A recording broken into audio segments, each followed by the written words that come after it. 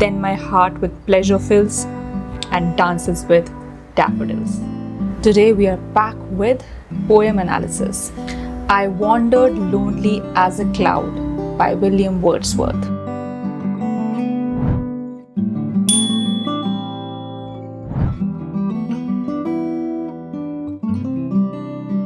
So let's begin. I wandered lonely as a cloud that floats on high o'er vales and hills, when all at once I saw a crowd, a host of golden daffodils. Beside the lake, beneath the trees, fluttering and dancing in the breeze. So let's get into it paragraph by paragraph, right? So lonely, the poet is just wandering, lonely. He is alone. He is just walking by, and he feels that he is as lonely as the cloud which floats high over the vales and hills, vales, valleys, right? So the cloud which flies over the valleys and hills. So he's as lonely as them. He is basically feeling lonely. That's what it seems like. And during his walk, he sees daffodils in front of him. And now how he has described, we'll come in the next paragraphs also, but in this paragraph itself, it says, how does it describe the daffodils? That there are a lot of them. When all at once I saw a crowd, a host of golden daffodils, right? Beside the lake, beneath the trees. So where were the daffodils? They were beside the lake, they were beneath the trees. So it means that the poet is sort of walking in between the trees. Maybe he is walking in a forest area or something of that sort in the woods. And these daffodils, they are fluttering and dancing in the breeze. Again, these terms, fluttering, dancing, this will be repeated throughout the poem. They are present in the first paragraph itself. So he's painting a picture, and as he is seeing, the poet is seeing the daffodils and painting this picture. And when we read it, when I read it, or when you read it, it'll paint a picture in your head too. So let's go on to the next paragraphs and see how it does. Continuous as the stars that shine and twinkle on the Milky Way, they stretched in a never-ending line along the margin of a bay. 10,000 saw I at a glance, tossing their heads in a sprightly dance. So again, continuous, again a lot of daffodils, never-ending line, 10,000, right? And if he's comparing the daffodils to the stars that shine along the Milky Way. And again he mentions where they were. They are across the margin of a bay.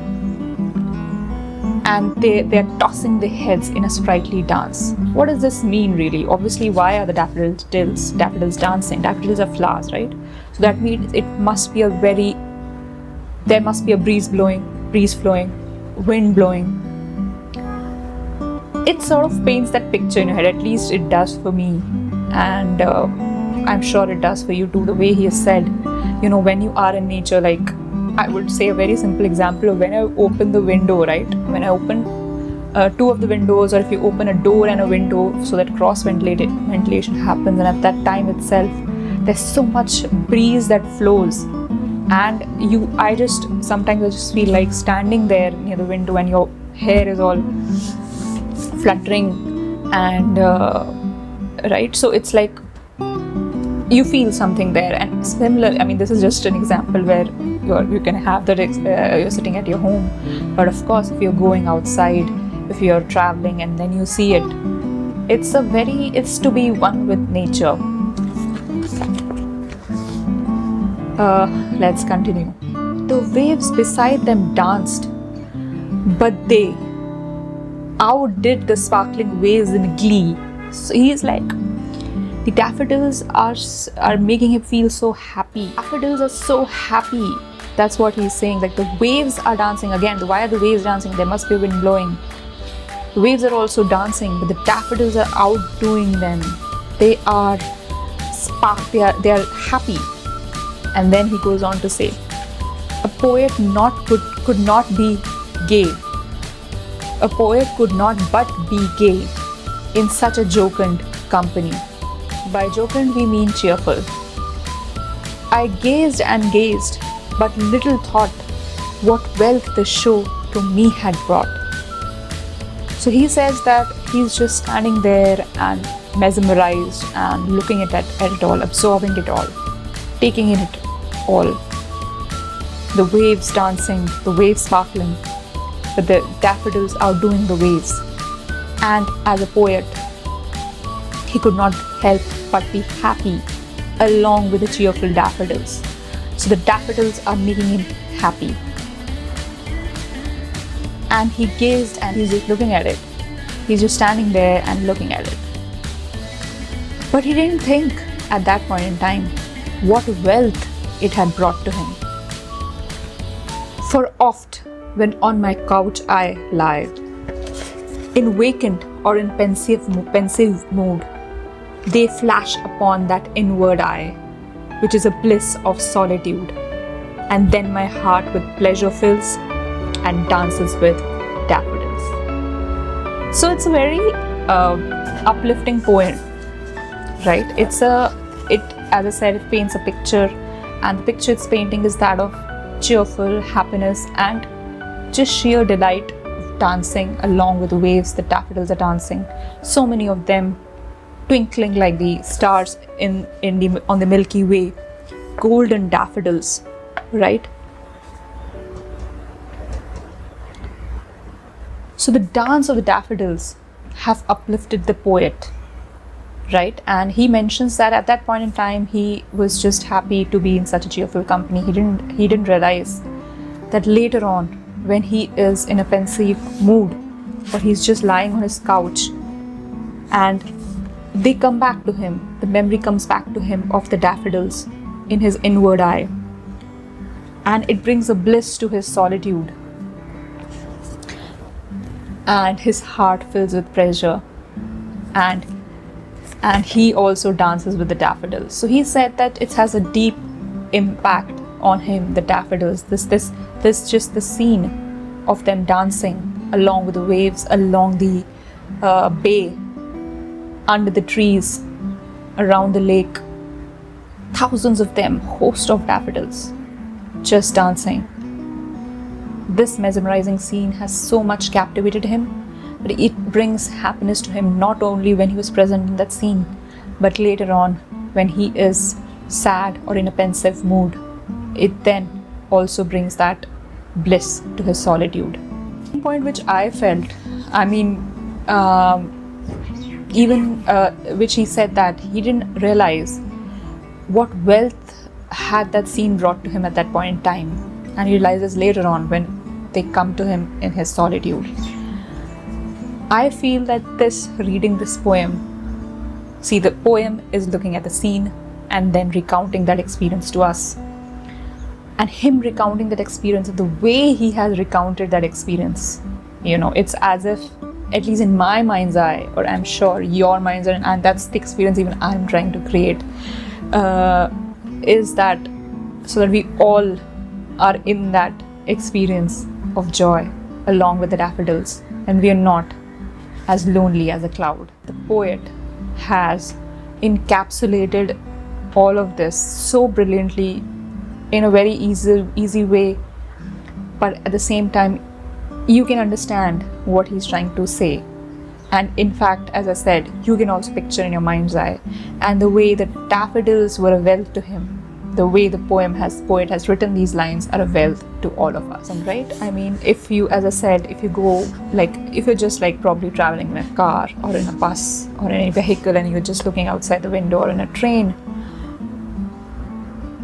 just being in tune with the nature, you feel alive so much so. As I said, I just try to create that experience just standing here in front of the window and with the wind blowing through my hair, right? So, but yeah, when you go outside or when you are as I said, so I like this poem a lot. Again, I don't remember in which class I had studied this, but definitely in English literature during school. And this was again one of the 3-4 poems that I picked up to present this year. Yeah, as I said, this was were my initial ideas, which just came to me, as in I thought that, okay, what are the poems I remember? Just remember, not like researching and then selecting. No, what are the poems that I remember? And this was one of them which I remembered, even though I didn't so much remember what it was. I remember, I was looking at the list of poets, best poets, and William Wordsworth, and then it just came to me that yeah, there was this poem. I sort of, it was a good one. I don't remember the impact I had on me then, but definitely when I read it and I was going through my analysis of it all, I felt that he has painted a very good picture here. What do you guys think? Did he do that? Did he manage to mesmerize you? And did my analysis of my reading of it mesmerize you? I wish I had learnt it and then probably just said it, but I didn't actually. So there was one more thing which I sort of found out when I was going through the analysis of it, that I understood was that this was probably an actual scene which had happened to the poet William Wordsworth, and he had lost his brother at that time. And when he saw those flowers and then he came back home, they sort of provided him that. So it was an actual thing that he was very sad and he was feeling alone, and the flowers provided him that joy. So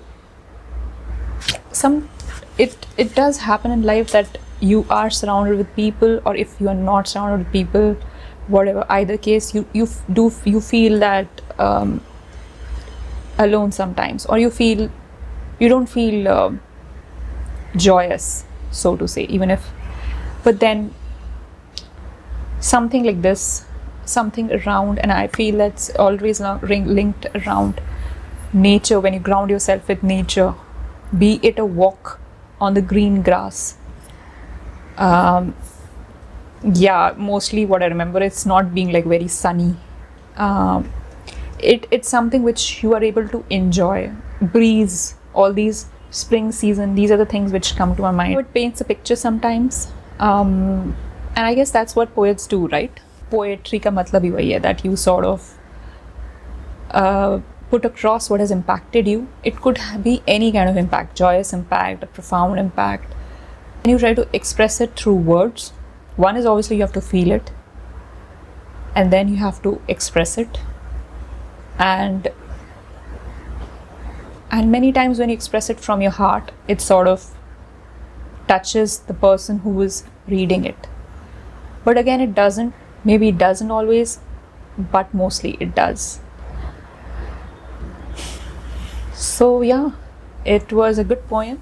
Let me know in the comment section below, how did you like this poem? When did you come across it in your school, or in your college, or maybe just going through poems? Any poem aficionados all out there, any poets out there, let me know your thoughts. Did you think there was anything additional that I left out? And do suggest, yes, that's something which I want to say, let me know which poem should I analyze next, because this is something which is very close to me, is close to my heart. I love to do it. I really get immersed in it, and I feel then I can bring out the best for you guys. So let me know in the comment section below which is the poem you want me to read, go through, analyze with you guys, try to present it in my way, in front of you. And what else? Yes, that's just about it. Till then, party with Prachi, seek with Prachi, journey with Prachi, live, learn and explore, and like, share, comment and subscribe to my YouTube channel.